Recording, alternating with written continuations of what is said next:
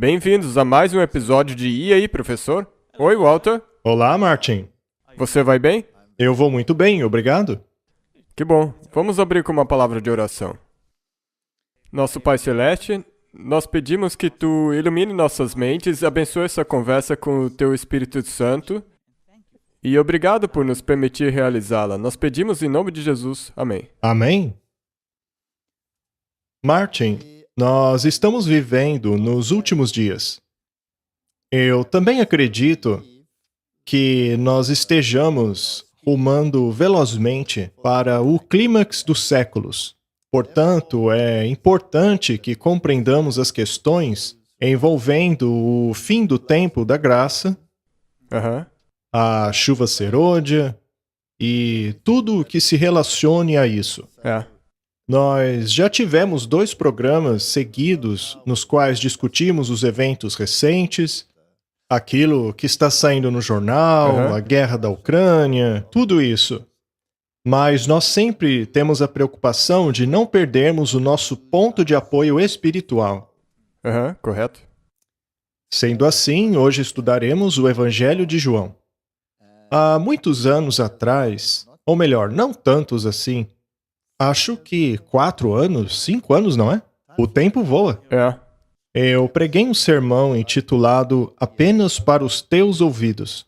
E hoje nós daremos uma olhada em coisas interessantes a respeito do Evangelho de João. Mas antes de começarmos, primeiramente, vamos falar um pouco sobre a importância dos discípulos e, é claro, da mensagem que eles apresentaram. Eu não sei quanta gente sabe disso, mas originalmente a sequência dos livros do Novo Testamento não era a mesma que é hoje. Ao pegar a sua Bíblia e dar uma olhada no Novo Testamento, vemos uma determinada sequência ali. Vemos os Evangelhos, o livro de Atos, e atualmente a sequência prossegue com os escritos de Paulo.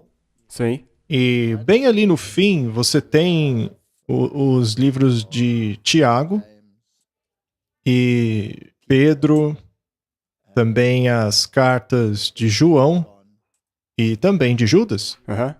Originalmente elas não estavam ali no fim. Elas vinham logo após o livro de Atos. Aham. Muito bem. A razão pela qual eles alteraram a sequência é um mistério. Mas a sequência original é bastante significativa. Veja, não que o conteúdo da palavra de Deus tenha sido alterado, mas a alteração mudou digamos assim, a linha de pensamento, as deliberações. Uma vez que Paulo é o teólogo que fala a respeito das tipologias, Aham. mas os apóstolos mais antigos, Tiago, João, foram eles e Pedro também, que estavam dando o direcionamento de como as coisas deveriam ser compreendidas no futuro. E eles foram logo depois de que Jesus subiu para o céu. Exato. Só 3 anos e meio depois? 3 anos e meio depois. Então essa era a mensagem que era para a igreja. Exato. Ao analisarmos a antiga sequência dos livros do Novo Testamento, quando eles foram originalmente canonizados pelos apóstolos Paulo, Pedro e João, e veja, isso também é importante, pois as pessoas hoje acham que o cânone foi organizado por uma igreja. É? Elas acham que foi a Igreja Católica que sequenciou os escritos, mas isso simplesmente não é verdade. Muito antes de sequer haver a Igreja Católica, já existiam os apóstolos Paulo, Pedro e João. E foram eles que reuniram o cânone do Novo Testamento. As cartas gerais foram colocadas depois do livro de Atos e antes da carta aos Romanos. As cartas gerais são aquelas escritas por Pedro, João, Tiago e Judas. As cartas de Tiago, 1º e 2º Pedro, 1ª, 2ª e 3ª João e a de Judas vinham imediatamente após o livro de Atos. O texto bizantino ainda segue essa ordem. Muito bem, isso é interessante, mas muda a palavra de Deus? Não. Não. Mas apenas muda a maneira como você estará preparado para ler o que vem a seguir. Correto. É que nem quando você lê um livro, uma história, e você começa no meio e depois você vai para o começo e daí para o fim. Você pode entender o sentido da história, mas vai mudar a sua mentalidade um pouco. Exato. Se esta ordem tivesse sido mantida, haveria menos confusão em relação à questão da lei e da graça. Mas se você pula diretamente para Paulo, as pessoas podem ficar confusas. E vamos dizer a verdade, o mundo está bastante confuso hoje. Isso é exatamente o que acontece. É só olhar para o cristianismo hoje. Bem, se você olhar para o mundo cristão, eles muito raramente estudam os outros livros. Eles estudam praticamente só Paulo.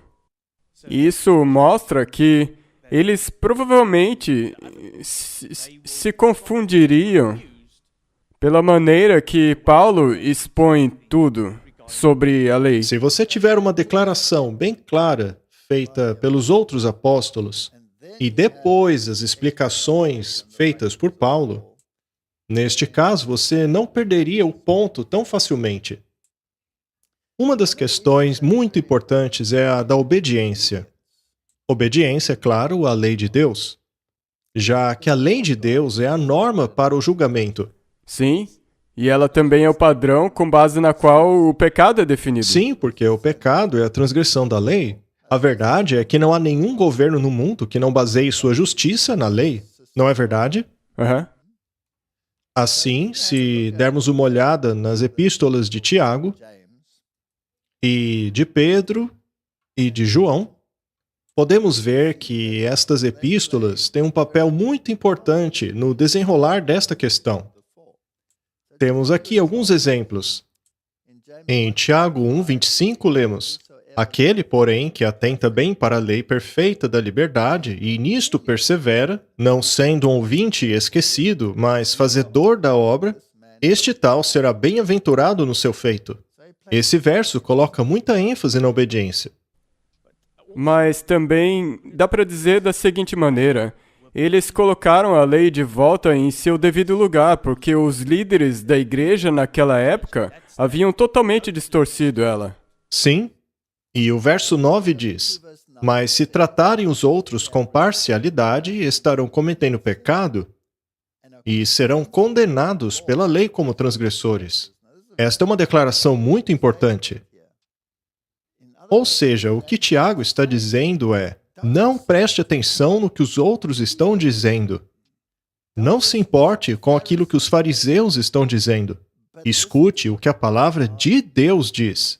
Ser leal a Deus é a coisa mais importante. Sabe, pregar é importante, mas só tem valor se estiver de acordo com a palavra de Deus. É mesmo? Sim.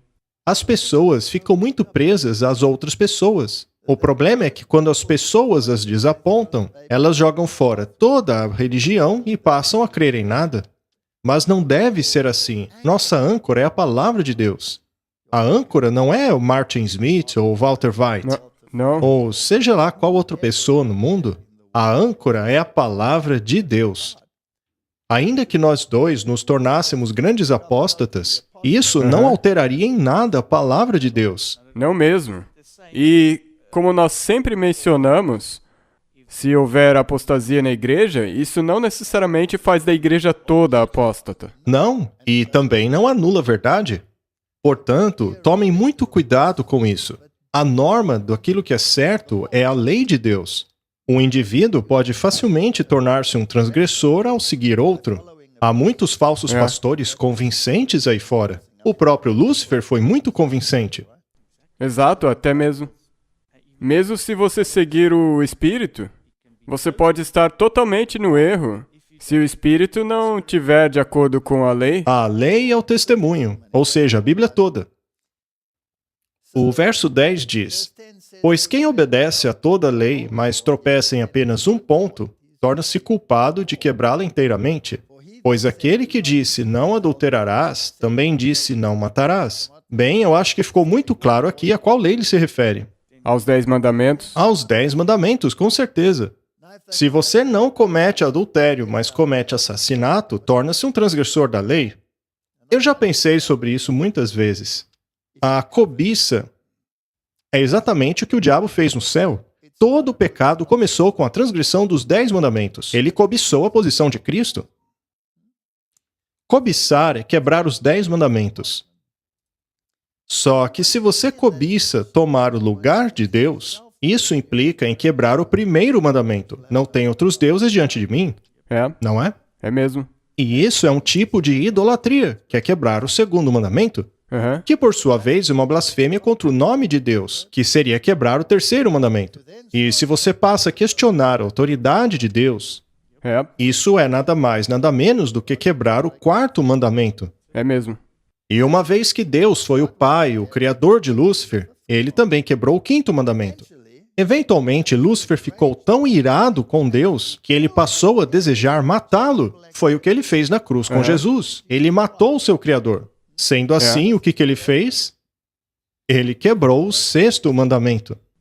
Satanás não adulterou espiritualmente. Sim. Ele não quebrou assim o sétimo mandamento. Ele também não foi ladrão e mentiroso. Desde o princípio. Que por sua vez são o oitavo e nono mandamentos. É mesmo. Ou seja, ele quebrou os 10 mandamentos. Verso 12. Falem e ajam como quem vai ser julgado pela lei da liberdade. Então lembre-se, este texto estava imediatamente após o livro de Atos. Ele contextualiza tudo. É mesmo. E se após isso você ler Paulo, que diz que é pela fé e não pelas obras que somos salvos, isso estaria contextualizado no que acabamos de ler? Exato. E é por isso que Martin Luther disse que qualquer um que conseguir casar Tiago e Paulo, no sentido de entender como eles se encaixam, vai poder entender como a graça funciona. Exato. Esta sequência é algo muito importante. É uma pena que ela foi alterada dessa maneira. Sim. Capítulo 4, verso 11. Irmãos, não falem mal uns dos outros. Quem fala contra o seu irmão ou julga o seu irmão, fala contra a lei e a julga. E se você julga a lei, não está a cumprindo, mas está se colocando como juiz. Este também é um verso muito interessante. Você pode acabar se tornando um fanático tão grande pela lei como os fariseus, que você se coloca como juiz. Você passa a olhar para os seus irmãos e irmãs dizendo: seus transgressores. O problema é que somos todos transgressores, não é? Sim. E quando passamos a criar definições não necessariamente baseadas na palavra de Deus, mas nas nossas opiniões, como os fariseus, por exemplo, então todo aquele que não faz exatamente o que você quer passa a ser um transgressor da lei. Então, deixemos o julgamento com Deus. Deixar com Deus, sim. Portanto, a visão que Tiago expõe aqui é muito equilibrada. Vamos agora a Pedro, que também costumava estar no início. Diz lá em 1 Pedro, capítulo 4, verso 17. Pois chegou a hora de começar o julgamento pela casa de Deus. E se começa primeiro conosco, qual será o fim daqueles que não obedecem ao evangelho de Deus? Será que Pedro considerava a lei importante? Ah, com certeza. E ele disse, começa comigo. E então ele diz esse verso muito interessante, que muitas pessoas gostariam que não estivesse na Bíblia. E se ao justo é difícil ser salvo, o que dizer então do ímpio e pecador? Em outras palavras, seja humilde, não seja presunçoso. Não se coloque num pedestal. Essa palavrinha, presunção. 2 Pedro, capítulo 1, verso 3. Seu divino poder nos deu tudo de que necessitamos para a vida e para a piedade, por meio do pleno conhecimento daquele que nos chamou para a sua própria glória e virtude. Isto não engloba uma vida transformada? Sim, não basta simplesmente pronunciar, eu estou mudado. As suas obras e frutos têm que demonstrar isso. Ou seja, não podemos simplesmente dizer que Jesus pagou tudo e não resta absolutamente nada de minha parte a fazer. Não. Não fomos apenas chamados para a glória, que é o caráter e justiça de Cristo, mas também somos chamados à virtude. Temos que praticar isso. Sim, você tem que. 2 Pedro 2, 21. Teria sido melhor que não tivessem conhecido o caminho da justiça, do que, depois de o terem conhecido, voltarem as costas para o santo mandamento que se lhes foi transmitido. Isso é bem claro, não é? Esse aqui não dá para distorcer. Em outras palavras, teria sido melhor não ter conhecido a justiça do que ter voltado as costas ao que foi entregue em termos da obediência e todas essas questões. Mas a Bíblia é interessante, porque você não pode agora dizer, então é melhor nem evangelizar, porque se eles nunca soubessem disso, eles seriam salvos. Sim, mas se eles nunca tivessem sabido, eles provavelmente, muito provavelmente, estariam perdidos também. Mas também existe um verso na Bíblia que diz, se você não contar a eles, o sangue deles cairá sobre você. É isso mesmo. Sabe, há também uma citação no Espírito de Profecia que diz: quase, mas não completamente salvo, é o mesmo que totalmente perdido. É. Muito bem colocado, não é? Vamos agora a João. Mas comecemos pelo Evangelho de João. Este é Jesus falando. Aquele que tem os meus mandamentos e os guarda, este é o que me ama. E aquele que me ama será amado de meu Pai, e eu o amarei e me manifestarei a ele. Esta é uma promessa. É. Se você quiser que Jesus se manifeste, tornando conhecido os seus princípios, então é melhor você guardar os mandamentos. E também é importante lembrar aqui que é Ele que te empodera, que te dá poder para guardar os mandamentos dele. E daí ele pode se manifestar. Exato. Leiamos agora as próprias palavras de João. Aquele que diz, eu conheço, mas não obedece aos seus mandamentos, é mentiroso, e a verdade não está nele. Suponha que você tenha lido a Bíblia nesta sequência e tenha sido apresentado a elas desta forma. Será que você ficaria confuso quando Paulo diz que você não é salvo pela lei, mas pela graça? Não, porque você já saberia, ok, a lei é importante. E então, quando Paulo diz isso, ele está tentando te dizer, não deixe que o guardar a lei se torne uma atividade humana. O guardar a lei deve ser uma atividade divinamente manifestada. Vamos ao livro de Judas, no verso 3. Amados, embora estivesse muito ansioso por lhes escrever acerca da salvação que compartilhamos, senti que era necessário escrever-lhes insistindo que batalhassem pela fé de uma vez por todas, confiada aos santos. Pois há certos homens, cuja condenação já estava sentenciada há muito tempo, infiltraram-se dissimuladamente no meio de vocês. Estes são ímpios e transformam a graça de nosso Deus em libertinagem e negam Jesus Cristo, nosso único soberano e Senhor. Será então possível transformar a graça de Deus em algo condenável? Infelizmente, sim. As pessoas conseguem transformar isso numa condenação. Muito bem. Então, estes são os textos que vinham imediatamente após os evangelhos. Eles são bastante claros. Vamos agora ao Evangelho de João. Sabe, eu acho o Evangelho de João fascinante. Este é um pequeno resumo. Vamos ler. O Evangelho de João é diferente dos evangelhos sinóticos, ou seja, os evangelhos de Mateus, Marcos e Lucas. Estes são os evangelhos sinóticos. Eles basicamente são testemunhos oculares, junto com um pouco de história, que nos dizem exatamente o que aconteceu. Eles exibem muitos dos ensinamentos e da metodologia utilizada por Jesus. Elas foram nos apresentadas por 3 testemunhas. E por 2 ou 3 testemunhas toda a palavra será estabelecida, não é? Muito bem. Mas o Evangelho de João é totalmente diferente. Este Evangelho se preocupa fundamentalmente com a última semana de Jesus aqui na Terra.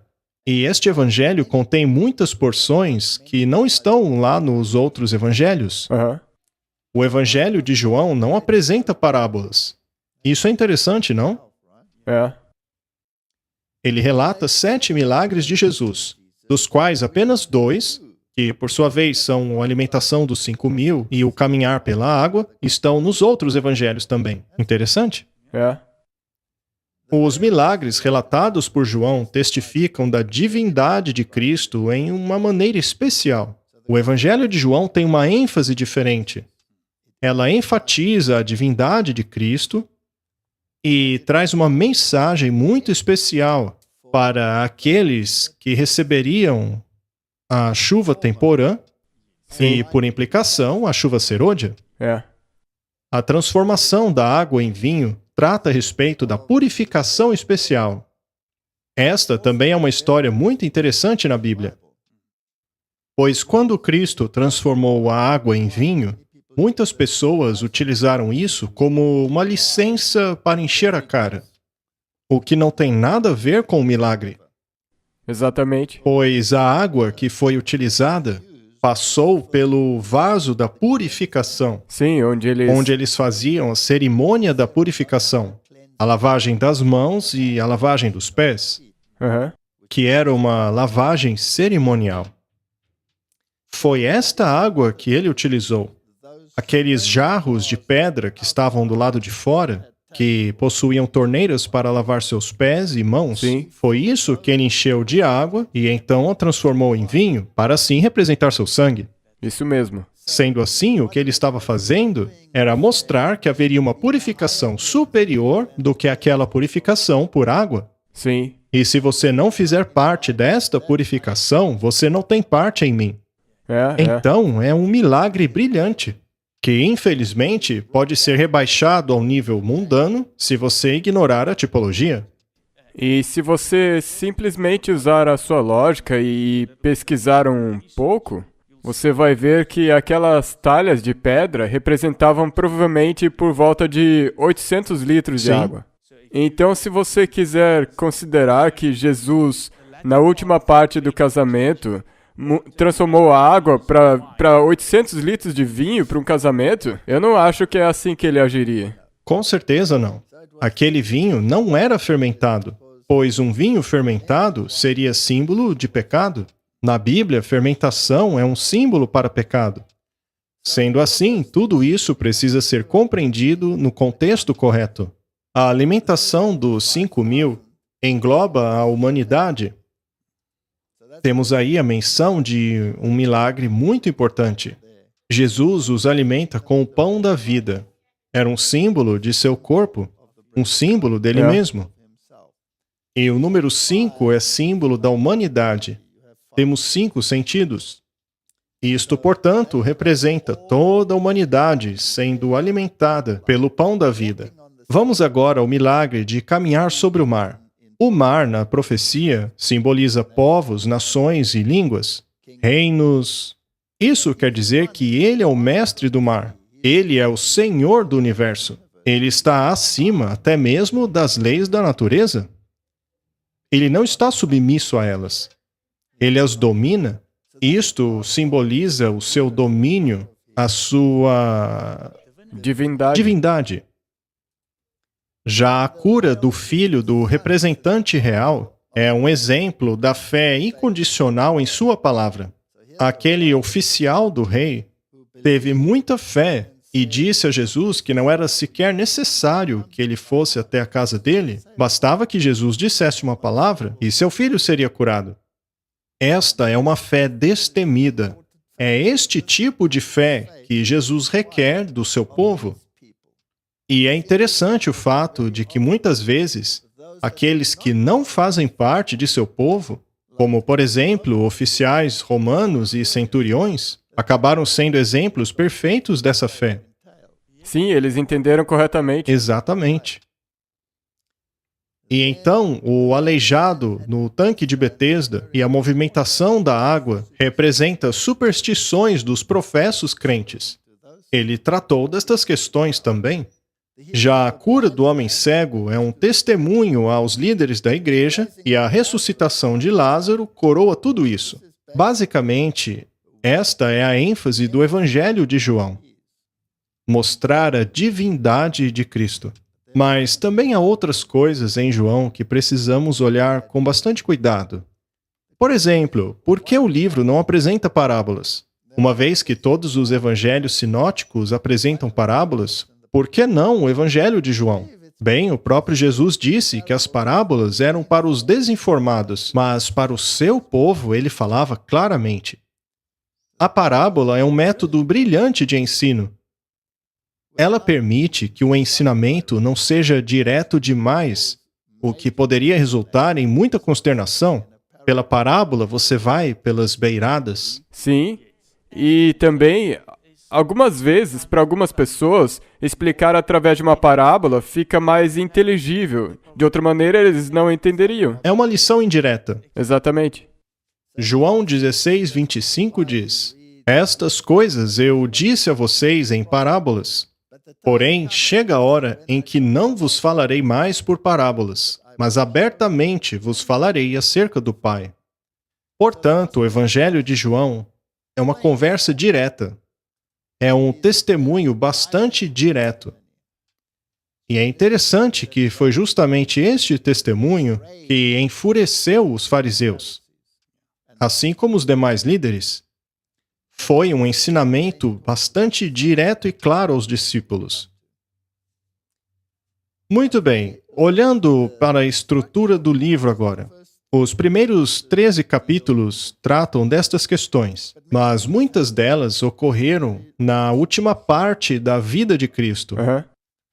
Os capítulos 13 a 17 do Evangelho de João tratam das últimas horas da vida de Jesus. Veja quantas coisas importantes ocorreram apenas nas últimas horas da sua vida. Sim.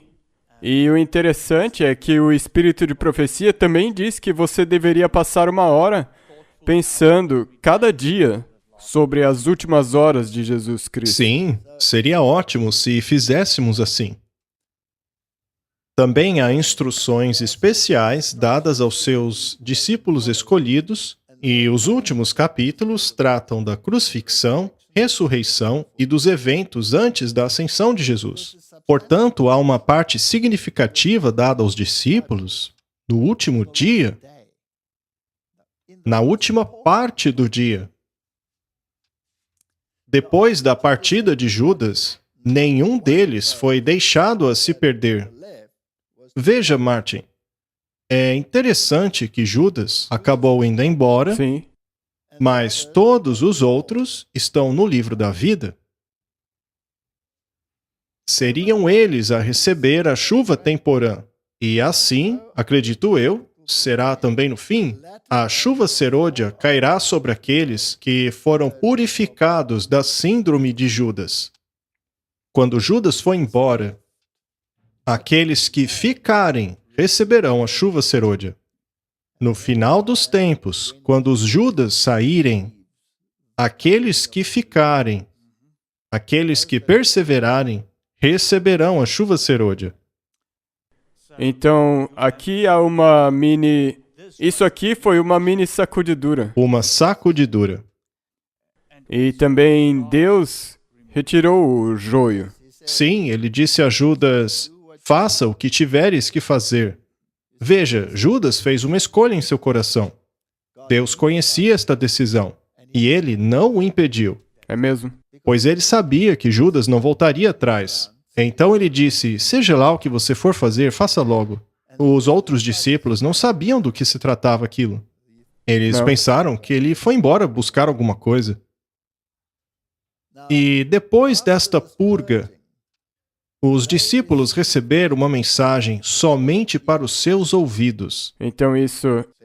Depois que Judas foi embora, aquilo não foi pregado à multidão, mas para o encorajamento deles. Deveria equipá-los para a tarefa de pregar a mensagem com poder.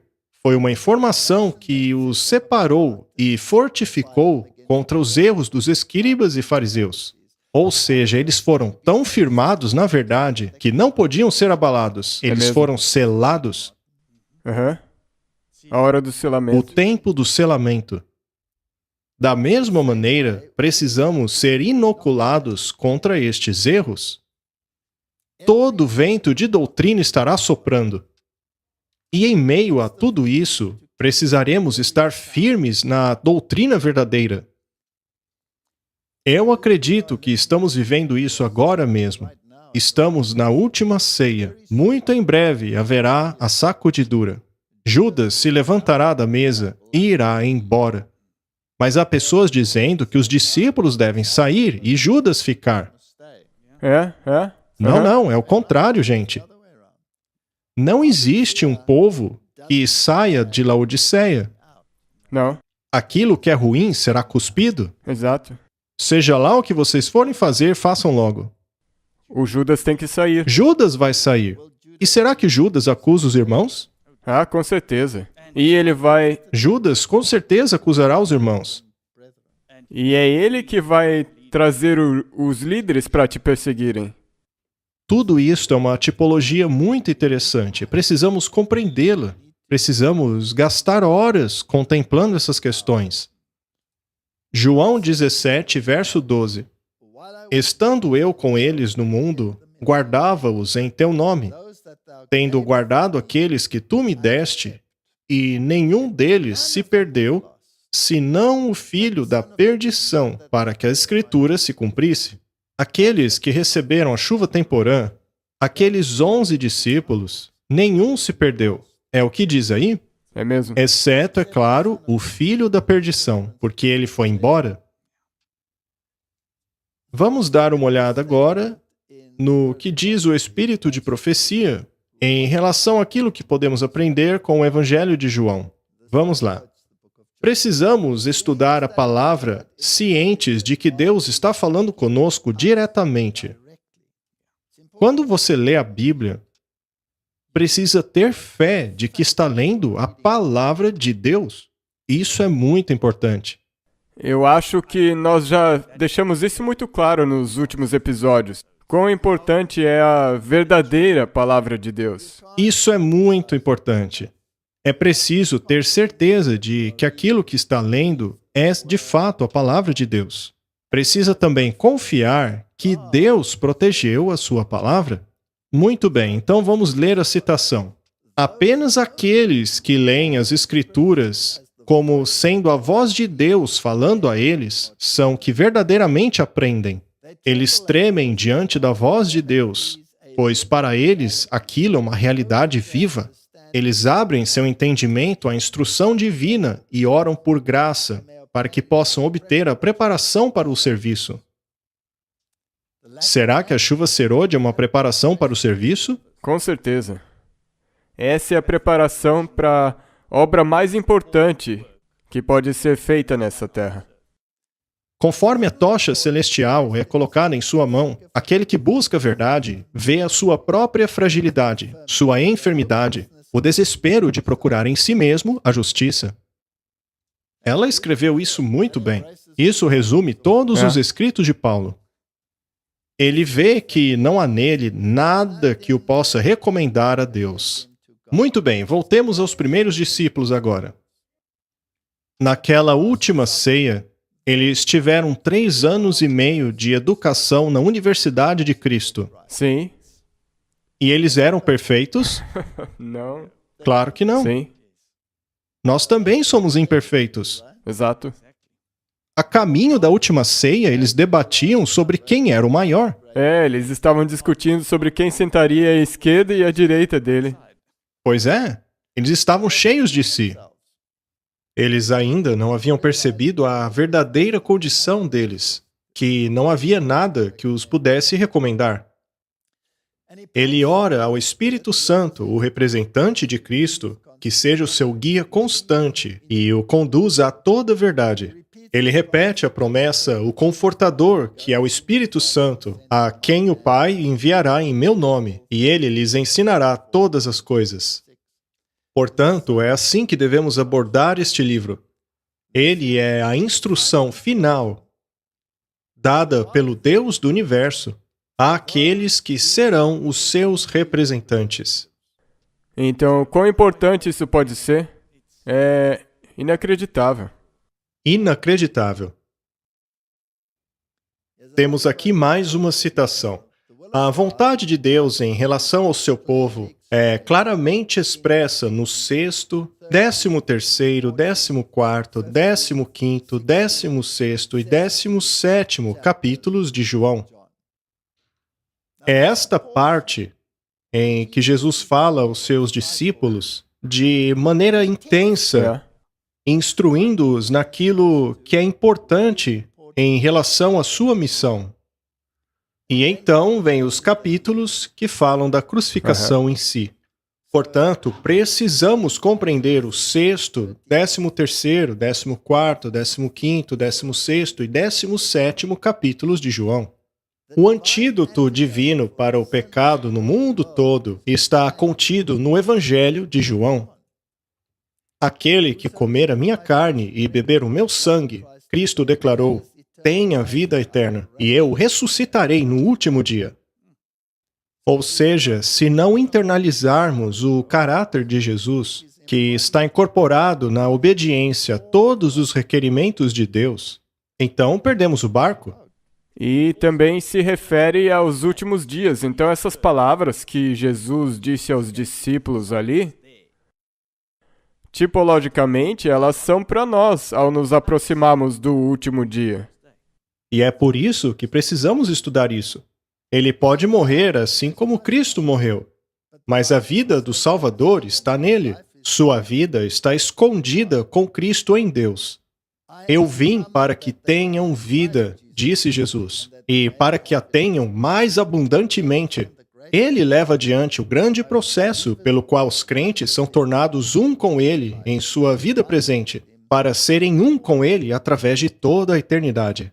Algumas pessoas podem vir a morrer, mas se temos Cristo em nós, então não estamos mortos, temos a vida eterna. Eu estava pensando outro dia sobre quando Deus disse que o dia em que do fruto comerdes, você certamente morrerá. Sabe, aquilo, na verdade, foi uma declaração de misericórdia. Porque o diabo odeia aqueles que aceitaram a Cristo como seu salvador pessoal, e ele os persegue. Não os deixa em paz. Ele tenta destruí-los e torna suas vidas uma miséria.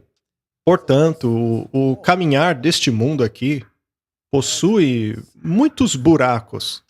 E então você finalmente fica velho e cansado. E chega a um ponto que fica tão velho e cansado que deseja descansar. Então a morte torna-se misericórdia. E no descanso da morte, ninguém pode persegui-lo mais. Ninguém pode assombrá-lo. Ninguém pode tirar a sua paz. Eles podem até ir atrás dos seus restos, como fizeram ao desenterrarem Wycliffe. Eles moeram, queimaram os ossos e jogaram no rio. Fizeram isso por causa do ódio que tinham por ele. Mas não adiantou nada, pois Wycliffe não tem ideia do que aconteceu. Ele está totalmente em paz, descansando em Cristo, enquanto seus inimigos todos perturbados. Nem mesmo o cobrador de impostos pode persegui-lo lá. Não é verdade? Ninguém. Esse descanso, na verdade, é misericórdia. Sim. Mas quão maravilhoso será o dia da ressurreição.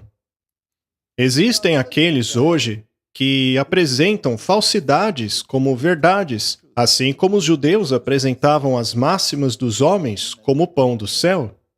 Dizeres sem valor nenhum são dados ao povo de Deus como se fossem alimento, enquanto almas estão famintas pelo pão da vida. Fábulas têm os desviado, e homens procuram costurar essas fábulas na verdade. Mas aqueles que fazem isso, um dia verão a sua obra como veem as inteligências do céu. Eles escolhem trazer ao fundamento madeira, palha e restolho, enquanto têm à sua disposição a palavra de Deus, com todas as suas riquezas e poder, de onde poderiam retirar preciosos tesouros da verdade. Será que essas citações são relevantes para nós hoje? Absolutamente importante. Quantas falsidades nós vemos? Quantos ventos de doutrina estão soprando mesmo dentro da igreja? Se não nos apegarmos à palavra de Deus, você pode até ir embora, mas foi Judas que foi embora. Temos aqui mais uma citação do Espírito de Profecia. O alimento que está sendo preparado para o rebanho de Deus resultará em exaustão espiritual, declínio e morte.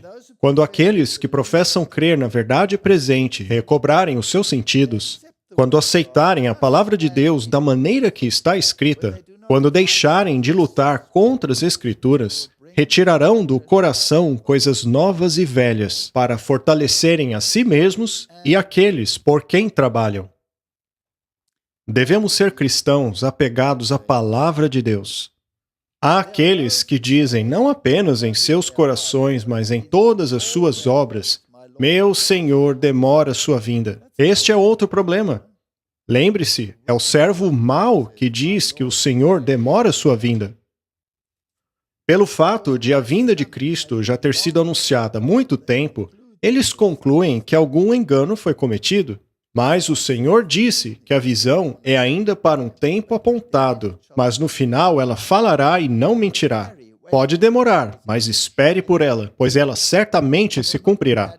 Ela não demorará após o tempo da mensagem ser levada a todas as nações, línguas e povos? Iremos nós, que alegamos sermos estudantes das profecias, esquecermos de que a paciência de Deus com os perversos é parte do vasto e misericordioso plano pelo qual Ele está procurando conduzir as almas à salvação?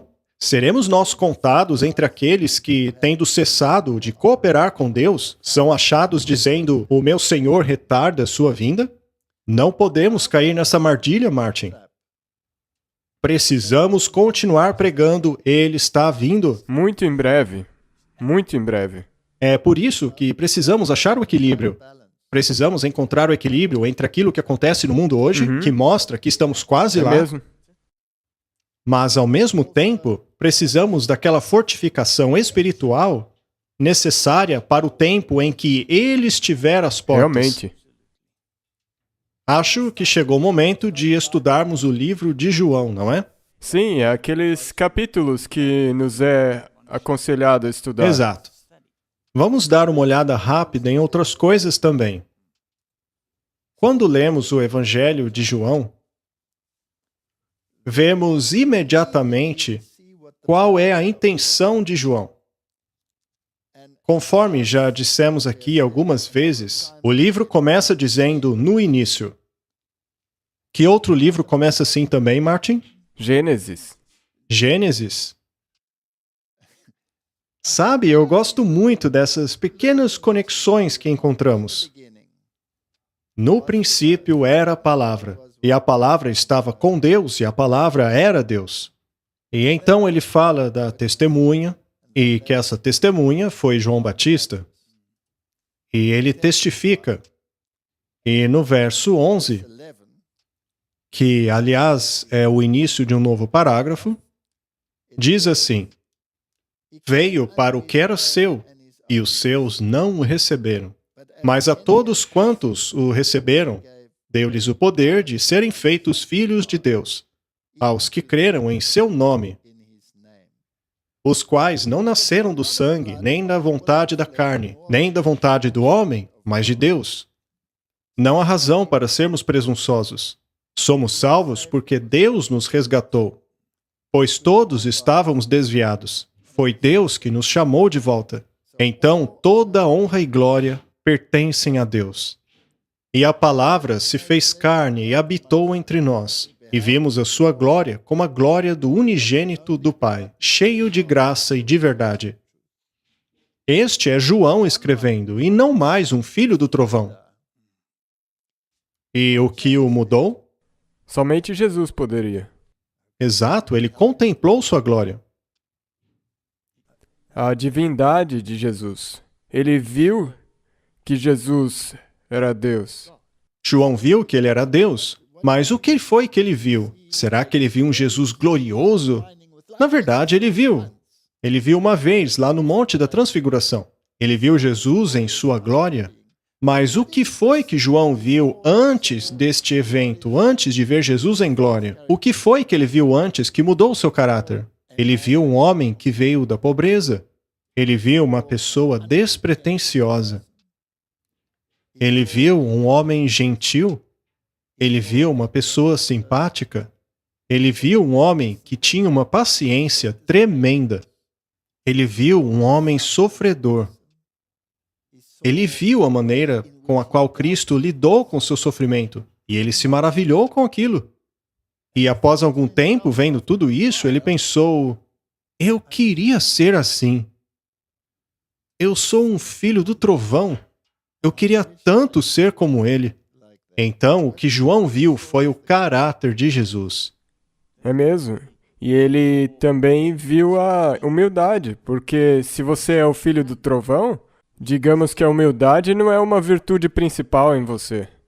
Se você sempre se inflama e tem o pavio curto, eu consigo me identificar com isso, como eu costumava ser. Você tem pavio curto, Martin? É, tão curto quanto eu.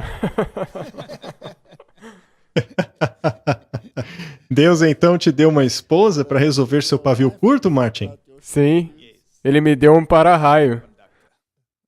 Ele te deu um para-raio. João testificou dele e clamou dizendo: este era aquele de quem eu dizia: o que vem depois de mim é antes de mim, porque foi primeiro do que eu. Quem era mais velho, João ou Jesus? João, ele tinha 6 meses a mais. Mas ainda assim ele disse que Jesus veio antes dele. Então ele sabia de alguma coisa? Aham. Certamente.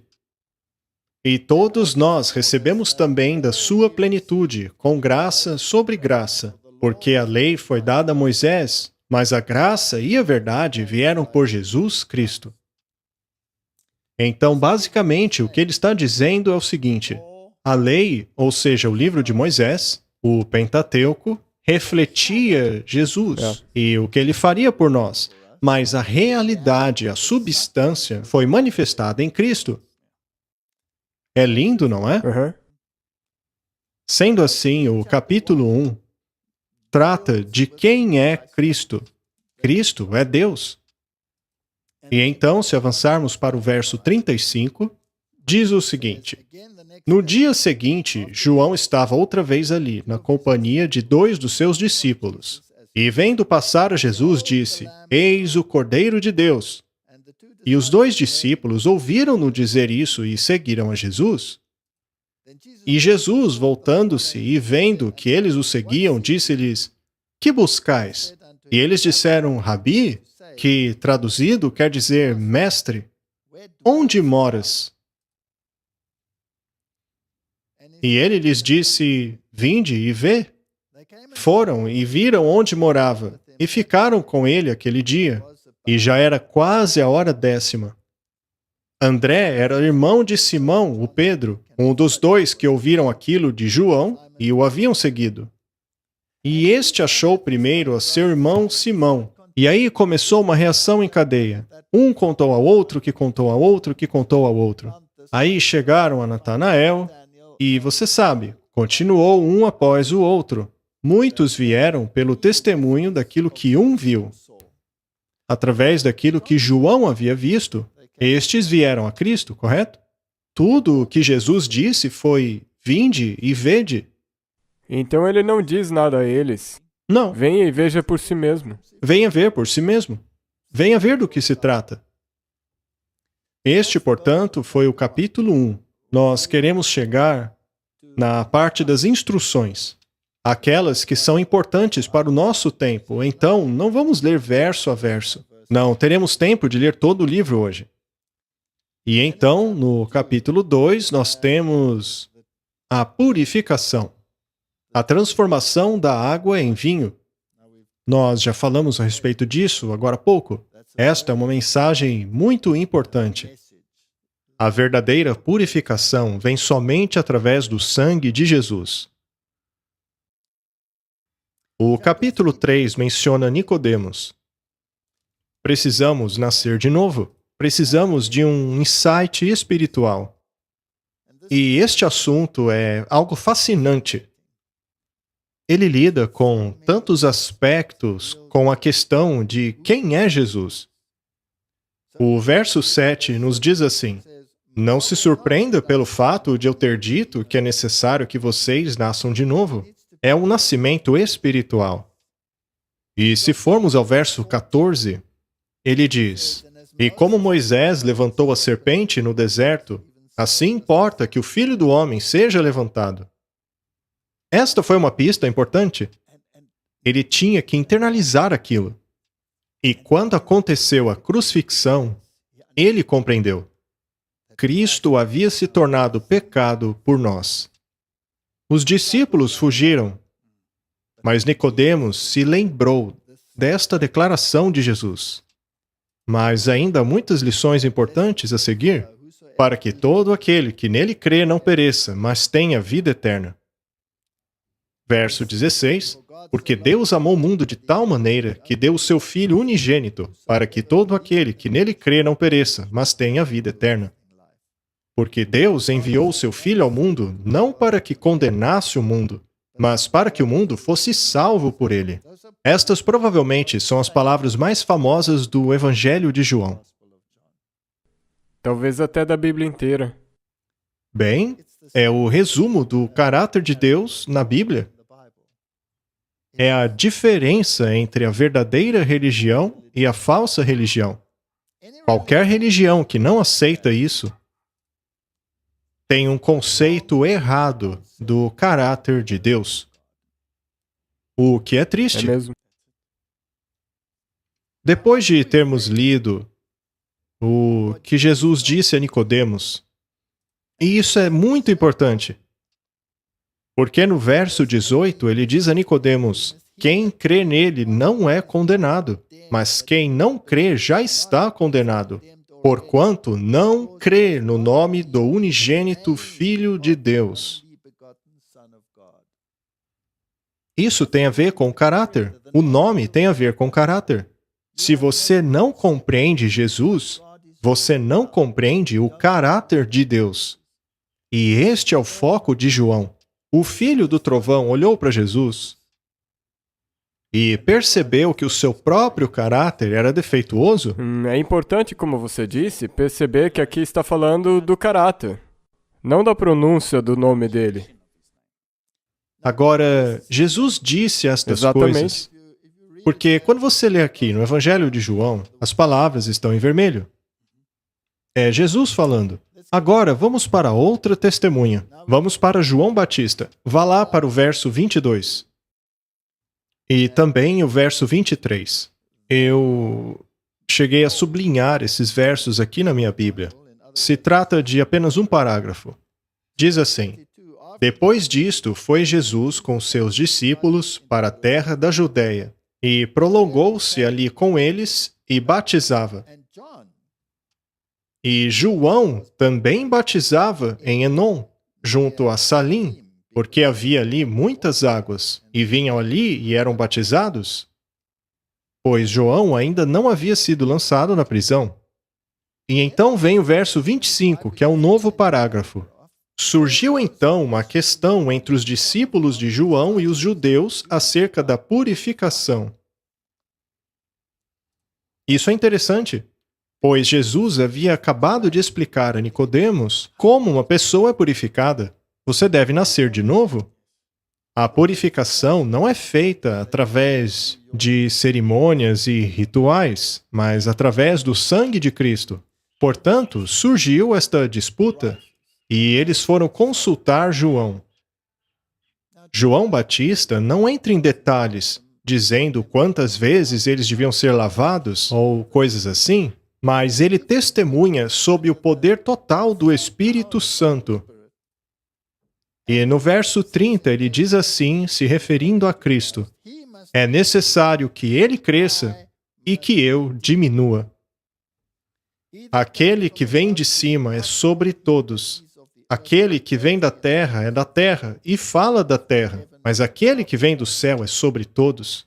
E aquilo que ele viu e ouviu, disso testifica. E ninguém aceita o seu testemunho. Interessante isso.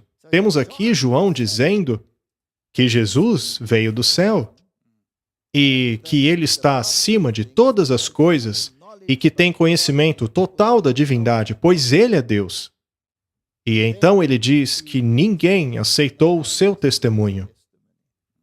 Se o Espírito não o convence, Não, então exatamente. precisamos nascer de novo.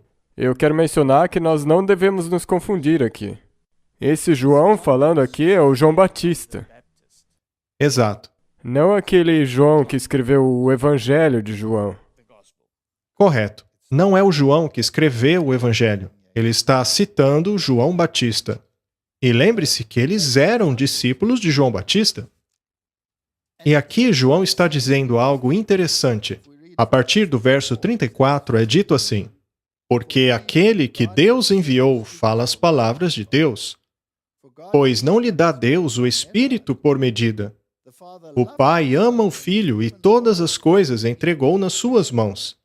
Aquele que crê no Filho tem a vida eterna, mas aquele que não crê no Filho não verá a vida, mas a ira de Deus sobre ele permanece. Este é um testemunho poderoso, um testemunho de João Batista. Porque ele mostra o quão importante é ter fé, mesmo sem ter visto. E logo após esta conversa, no capítulo 3, onde temos a lição de Jesus para Nicodemos e a confirmação deste ensino pelo João Batista. E no capítulo 4, temos a mulher no poço de Samaria. Portanto, estamos indo do povo de Deus e seus representantes Nicodemos e aqueles que estavam ouvindo a mensagem de João Batista para os desprezados samaritanos. A história está no Evangelho de João para mostrar que Jesus não faz acepção de pessoas. Diferentemente do que os judeus teriam feito, a próxima história trata desta mulher, e mulher na Bíblia é símbolo de igreja. Portanto, a Igreja de Deus é composta de toda a humanidade, até mesmo os desprezados samaritanos. E esta mulher que reconheceu Jesus como sendo o Messias, correu para a cidade e disse: venham ver um homem que disse tudo a meu respeito. Ele sabe todas as coisas. Este é o Messias. Eu não tenho um pingo de dúvida. E isto mostra o quão abrangente... O amor de Deus é. Exato. Você acertou na mosca, Martin. E, na verdade, aqui é a primeira vez que Jesus diz claramente que ele é o Messias. Isto é incrível. Ele não disse a Nicodemos, não disse a mais ninguém. Mas ele disse a uma mulher samaritana. Ele, na verdade, não disse isso para aqueles que deveriam saber. Exato. E os versos 25 e 26 dizem assim: e a mulher disse-lhe: eu sei que o Messias, que se chama o Cristo, vem. Quando ele vier, nos anunciará tudo. E Jesus disse-lhe: eu o sou, eu que falo contigo. Inacreditável. Logo, para uma mulher samaritana, ele reconhece ser o Messias. O Messias. O que isso nos diz sobre evangelismo? Que você não deve se conter. Precisamos ir ao mundo que não conhece o Messias, que não conhece esta palavra, e dizer-lhes: Jesus é o Messias. É isso que temos que dizer. Então, Martin, há um grande trabalho a ser feito, pois uma grande porção do mundo nega que Jesus seja o Messias. Agora vamos para o capítulo 5. No capítulo 5 temos uma história interessante. Ela ocorre no tanque de Betesda. Lá estava um aleijado impotente, que já estava deitado há 38 anos. É um período de tempo muito interessante, pois estes 38 anos representam a peregrinação dos filhos de Israel no deserto, quando tiveram que voltar depois de já estarem em Canaã. Eles poderiam ter entrado, mas não entraram. Eles perambularam no deserto por 38 anos. 2 anos já haviam passado, mas então eles voltaram por mais 38. Tudo porque não creram. Isso porque eles tinham seus caminhos supersticiosos e não confiaram na palavra de Deus completamente. Temos aqui então este homem impotente, deitado há 38 anos. Esse homem é um símbolo dos judeus descrentes. Os judeus daquela época viviam uma experiência de sequidão espiritual, como se vivessem perambulando no deserto. E lá está ele, naquele tanque, acreditando que a água seria movida quando viesse o anjo. Essa era uma superstição que eles tinham. E Jesus se dirige a ele e diz: "Você quer ser curado?" E o homem diz: "Eu não tenho ninguém." É uma frase muito triste, não é? Eu não tenho ninguém. Todos os outros santos, como eles se viam, estavam ali ao redor. E ninguém ajudou ele. Ninguém o havia ajudado, ninguém. E Deus foi direto ao ponto. E era dia de sábado, o que enfureceu os judeus. Surgiu então a controvérsia entre a verdadeira adoração e a falsa adoração. Existe aí uma lição para nós hoje? Com certeza.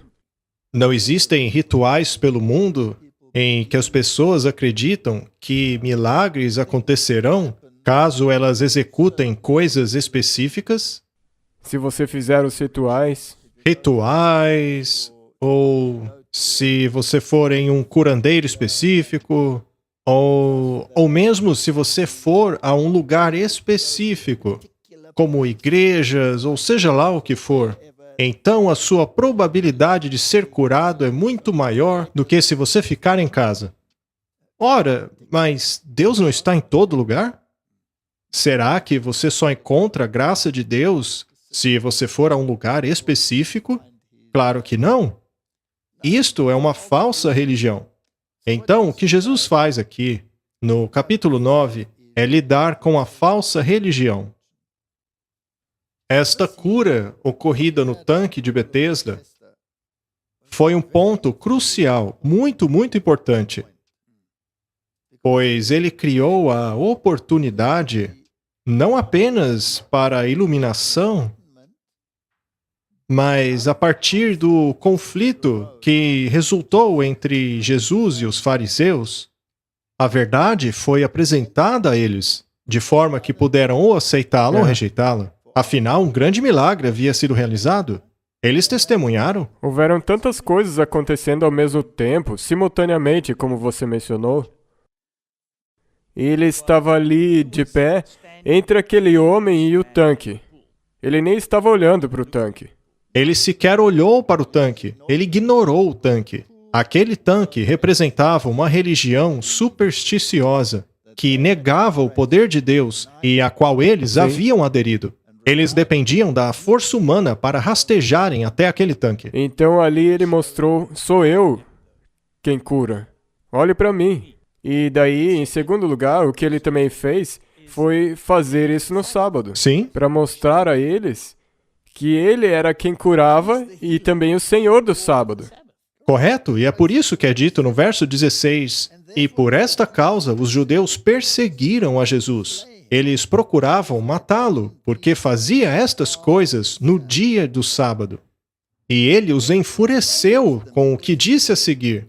E Jesus respondeu: Meu Pai trabalha até agora, e eu trabalho também. Por isso os judeus ainda mais queriam matá-lo, porque não só quebrava o sábado, mas também dizia que Deus era o seu próprio Pai, fazendo-se igual a Deus. Eles entenderam direitinho o que Jesus disse, Sim. que ele era Deus. E agora, você pode dizer que ele quebrou a lei? Quebrou a lei do sábado? Não, ele não quebrou o mandamento do sábado. Então ele não transgrediu o sábado, ele transgrediu de acordo com eles. Isso, de acordo com os ditames deles. E isso não acontecerá de novo? Exatamente, é isso que eu quis dizer. Não haverá uma lei humana que será contrária à lei de Deus, que chegará ao ponto de pronunciar a sentença de morte a alguém que se recuse a guardar a lei humana? Estamos caminhando para a mesma situação, Martin. E então Jesus respondeu: em verdade vos digo que o Filho por si mesmo não pode fazer coisa alguma se não o vir fazer o Pai, porque tudo quanto ele faz, o Filho o faz igualmente. Você entendeu, Martin? Eles têm o mesmo poder, a mesma autoridade, eles têm a mesma mentalidade.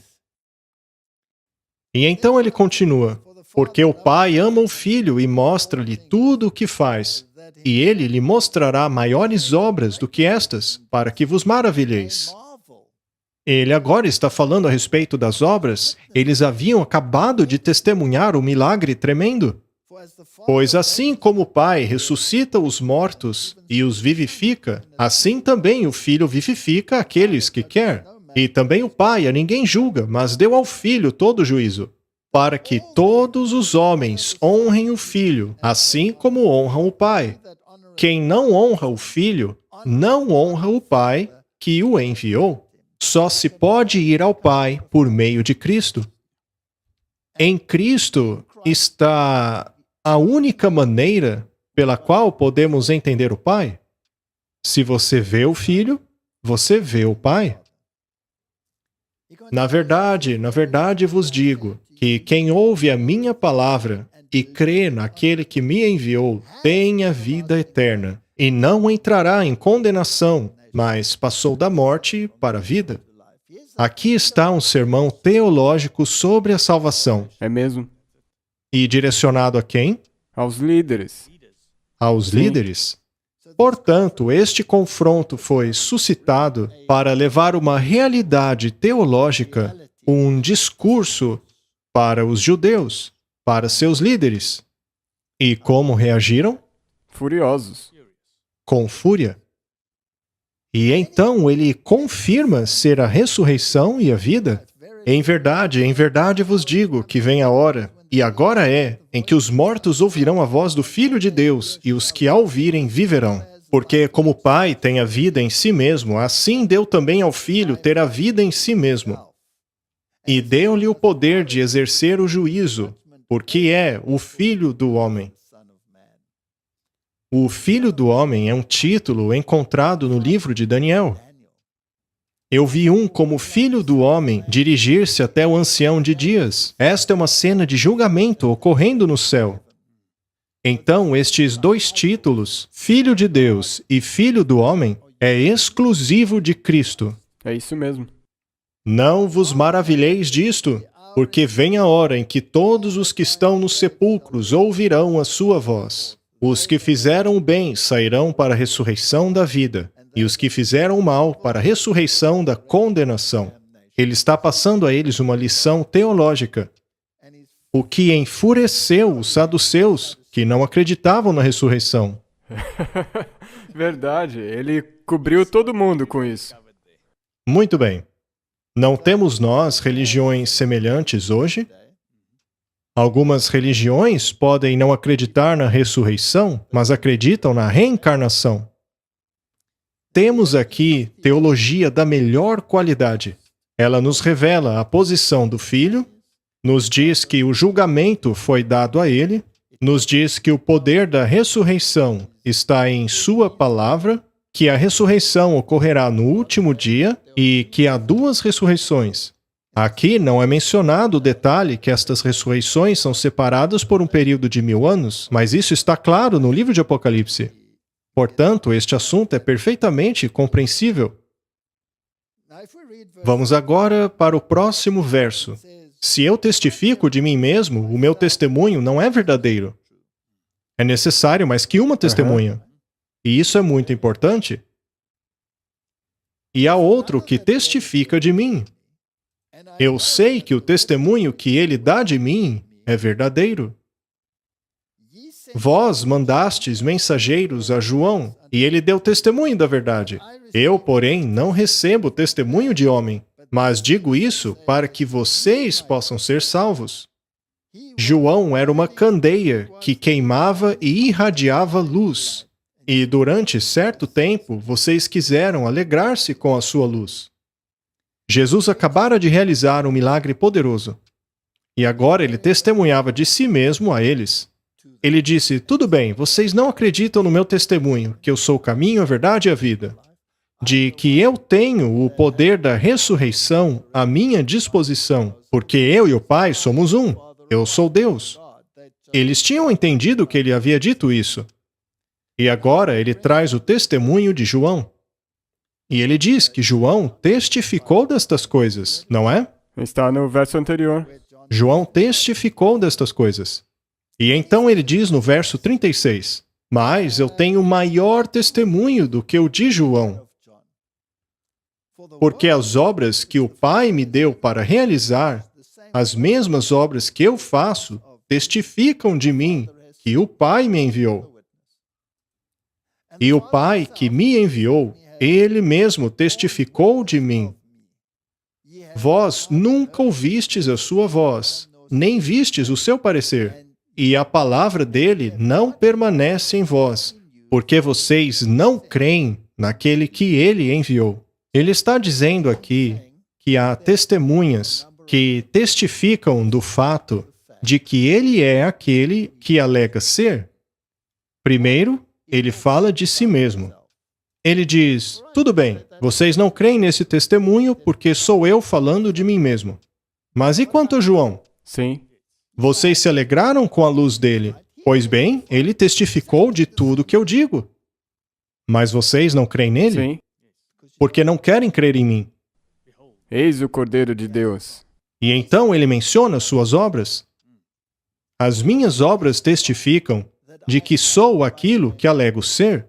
Você já viu um aleijado levantar e andar? É? Apenas por obedecer o meu comando? Justamente no 7º dia que vocês estão contestando, me acusando de quebrar a lei? Eu estou mostrando a vocês, eu sou o Senhor do sábado. Eu criei vocês. Vocês guardam o sábado porque eu criei os céus, a terra e tudo que neles há. Eu lhes ordenei guardar o sábado. Ainda assim, vocês não querem acreditar em mim, mesmo eu tendo curado alguém que estava aleijado por 38 anos.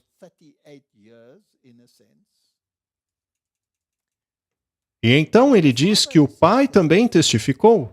Mas quando foi que o Pai testificou? No batismo. No batismo. Esse é o meu filho amado, em quem me comprazo. E o povo ouviu isso. Então houve uma testemunha no céu, uma testemunha na terra, João Batista, e o testemunho das obras. E então ele diz no verso 39, estudem as Escrituras, porque cuidais ter nelas a vida eterna, e são elas que de mim testificam. Há 4 testemunhas. João testificou, as obras justificaram, o Pai testificou, e as Escrituras testificaram. Não resta dúvidas a respeito desta questão. Agora, Martin, que lançamos a base para a mensagem que deve vir ao povo de Deus, para prepará-lo para a chuva serôdia, que está inserido na mensagem para os discípulos que receberiam a chuva temporã. Eu acho que deveríamos dar uma pausa e continuar com o tema num próximo episódio. Você concorda? Obrigado. Vamos fazer isso. Você pode orar? Claro.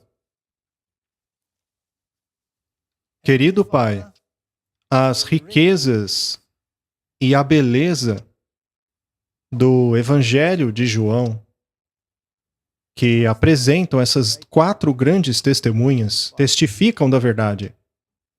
Que neste ponto sequer ainda incluem os testemunhos dos discípulos. Elas lançam fundamento para aquilo que virá. Que possamos internalizar estas palavras. Nos ajude a crer nelas de todo o nosso coração, de toda a nossa mente, porque seu testemunho é verdadeiro. Prepara-nos, Senhor, para o tempo em que o conflito final ocorrer. Esta é a minha oração em nome de Jesus. Amém. Amém.